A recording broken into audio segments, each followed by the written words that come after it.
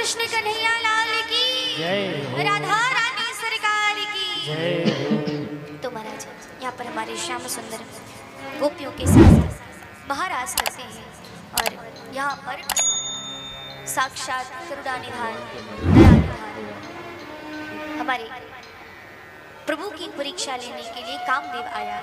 कामदेव ने अपने पांचों बाण गोविंद के ऊपर छोड़ दिए, लेकिन जिसने कामदेव को बनाया भला उसके ऊपर काम का श्री कृष्ण दोस्तों, राधे राधे। धर्म संगति चैनल में खुश है आपका एक नए वीडियो के साथ स्वागत है दोस्तों। आज मैं आपको श्रीमद् भागवत कथा देवी प्रतिमा तिवारी जी के द्वारा मैं सुनाने जा रहा हूँ। हमें वीडियो को लास्ट जरूर देखिएगा। अब यहाँ पर तो प्रभु भक्तों को आनंद दे रहे। आइए देखते हैं मथुरा में क्या होता है। मथुरा में कंस बड़ा दुखी रहने लगा, बड़ा चिंतित रहने लगा कि योग माया कह के गई थी कि मेरे काल ने जन्म लिया है, आज तक निश्चित नहीं हो पाया मेरा काल है। इतने में नारद जी आई। नारद जी ने कंस से कहा, अरे कंस इतना निश्चित होकर के बैठी हो, तुम्हारे तो हमारे काल वीडियो को यहाँ तक देख ही चुके हैं, तो प्लीज़ लाइक सब्सक्राइब फॉलो जरूर कर दीजिए ताकि आगे आने वाली मैं ऐसी वीडियो सबसे पहले आपके नोटिफिकेशन में पहुँच सके। तो जल्दी से सब्सक्राइब कीजिए और फॉलो। नारद बाबा ने कहा इसका पाप का घड़ा तो वैसे भी भरने ही वाला है। नारद जी ने थोड़ा सा और प्रयास कर दिया। नारद जी ने कहा वो नंद का छोरा है ना, जिसको तुम लोग नंद का छोरा समझते हो, वही देवकी का 8वां पुत्र है। कंस ने जैसे सुना महाराज तो तलवार निकाली, अब तो मैं मार दूंगा, अब तो मैं स्वयं जाऊंगा अपने हाथों से मारूंगा। नारद जी ने समझाया, नहीं तुमने बहुत प्रयास कर लिए उनको मारने के, ऐसा करो तुम वहां मत जाओ, उनको यहीं पर बुला लो। कंस ने कहा, हाँ ये बात बड़ी अच्छी कही आपने, अब तो मैं यही करूंगा। कंस ने एक यज्ञ का आयोजन किया, धनुष यज्ञ का आयोजन किया, जिसमें उसने घोषणा की भगवान शिव का एक धनुष है, इसको जो भी तोड़ेगा वो विजयी कहलाएगा। लेकिन असली तो आपको ये कथा कैसी लगी आप कमेंट सेक्शन में कमेंट करना न भूलिएगा। और अब हमारे चैनल पहली बार आए चैनल को सब्सक्राइब कर दीजिएगा, वीडियो को लाइक कीजिएगा, पेज को फॉलो कर लीजिएगा। अक्रूर जी जो भगवान के भक्त हैं, और जब उग्रसेन जी राजा थे तो उस समय यही अक्रूर जी मंत्री हुआ करते थे, लेकिन जब से कंस राजा बना तो उसके मंत्री चारुण और मुष्टिक जैसे दुष्ट हो गए। कंस ने अक्रूर जी को बुलाया और बुला करके कहा, भैया ऐसा करो तुम जाओ और कृष्ण को यहाँ बुला करके लाओ। पूरी योजना अक्रूर जी को बताई। अक्रूर जी ने कहा, भगवान तुम्हें सद्बुद्धि दे और भगवान करे तुम कई वर्षों तक जियो, लेकिन तुम्हारी ये जो भावना है इसको देख के मुझे लग नहीं रहा कि तुम ज्यादा दिन जी पाओगे।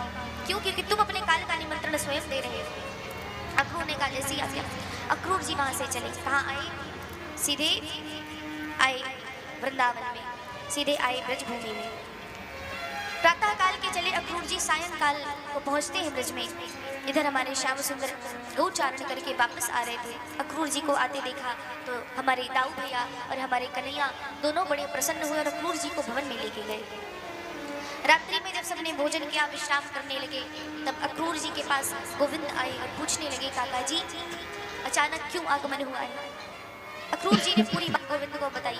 श्याम सुंदर कहते हैं, काका जी ये बात जैसे आपने हमसे कही है, इस प्रकार से मेरे घर वालों से मत कहिएगा, मेरी मैया यशोदा से मत कहिएगा, मेरे नंद बाबा से मत कहिएगा। क्यों? क्योंकि अगर उन्होंने सुन लिया कि मुझे यहाँ से जाना है तो रो रो करके अपने प्राण त्याग देंगे, इसलिए आप उनसे ये बात कदापि मत कहना। रात्रि में सबने विश्राम किया। जैसे ही प्रातः काल हुआ तो गोविंद उठे, दौड़े दौड़े नंद बाबा के पास गए, उनका पटका पकड़ के कहने लगे, बाबा मैं तो जाऊंगा मथुरा में मेला है उसको देखने के लिए। नंद बाबा कहने लगे, अरे कन्हैया आज तक मैंने तुझे एक घड़ी के लिए भी अपनी आंखों से ओझल नहीं होने दिया, आज तक तुझे कहीं अकेले जाने नहीं दिया, और तू कहते हैं कि तू मेला देखने जाएगा वो भी अकेले? नहीं, हम तेरे साथ चलेंगे। श्याम सुंदर ने कहा, ठीक है।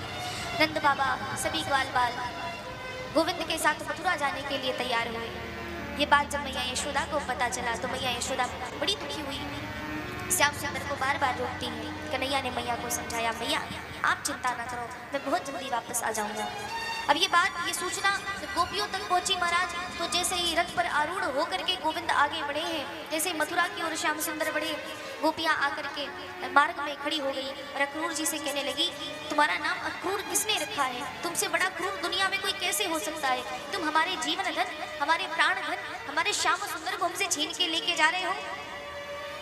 अक्रूर जी ने गोपियों का प्रेम देखा महाराज, तो अक्रूर जी को भी बड़ा कष्ट हुआ, बड़ा दुख हुआ। श्याम सुंदर ने गोपियों को समझाया और कन्हैया वहाँ सबसे मिल करके श्याम सुंदर विदा लेकर के मथुरा की ओर बढ़ते हैं। रास्ते में यमुना महारानी पड़ी, जिनमें अक्रूर जी स्नान करने गए तो प्रभु ने अपने दिव्य रूप का दर्शन अक्रूर जी को दिया।